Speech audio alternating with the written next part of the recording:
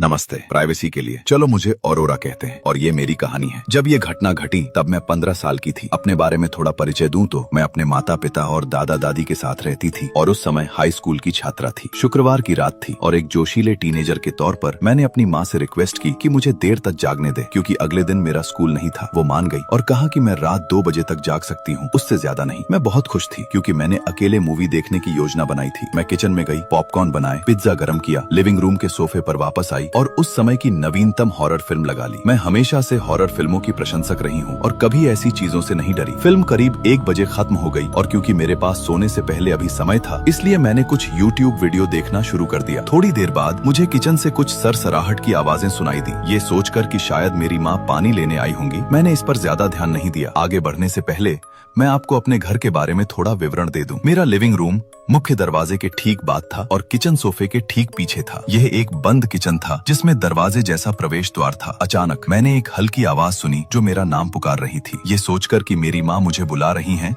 मैंने पलटकर देखा कि किचन की लाइट बंद थी, जो कि काफी अजीब था क्योंकि मेरी माँ अंधेरे और ऐसी चीजों से बहुत डरती है। इससे पहले कि मैं कुछ और सोच पाती, मैंने किचन के प्रवेश द्वार से अपनी माँ का हाथ बाहर निकलते देखा जो मुझे पास आने का इशारा कर रहा था। वह एक धुंधली परछाई जैसा था, लेकिन उनकी उंगलियों की अंगूठियों की वजह से मैं बता सकती थी कि वह मेरी माँ ही थी। उन्हें अंगूठियाँ पहनना बहुत पसंद है। बिना ज्यादा सोचे मैंने अपना लैपटॉप एक तरफ रखा और उनके पास जाने के लिए खड़ी हो गई। जैसे ही मैं किचन में पहुंची, मैंने लाइट चालू कर दी और मुझे गहरा सदमा लगा जब मैंने देखा कि किचन खाली था, वहाँ कोई नहीं था। तो फिर मुझे किसने पास आने का इशारा किया था और कौन मेरा नाम पुकार रहा था? जब मैं सदमे में ही थी तभी अचानक मैंने एक तेज आवाज सुनी। वह मेरी माँ थी जो अपने कमरे से मेरा नाम पुकार रही थी। मैं मुड़ी और उन्हें बेडरूम के दरवाजे पर खड़ा देखा। वे कह रही थी कि 2 बजे बज चुके हैं और मुझे अब सो जाना चाहिए। उन्हें डराना नहीं चाहती थी, इसलिए मैंने कुछ नहीं कहा और सोने चली गई। अगली सुबह मैंने उन्हें सब कुछ बताया और वे भी हैरान रह गयी। मुझे और न डराने की कोशिश में उन्होंने इस विषय को टाल दिया, लेकिन मैं उनके चेहरे पर बेचैनी साफ देख सकती थी। 6 महीने बाद हम एक नए अपार्टमेंट कॉम्प्लेक्स में चले गए। अब मैं 22 साल की हूँ और आज तक उस रात जो हुआ वह एक रहस्य बना हुआ है।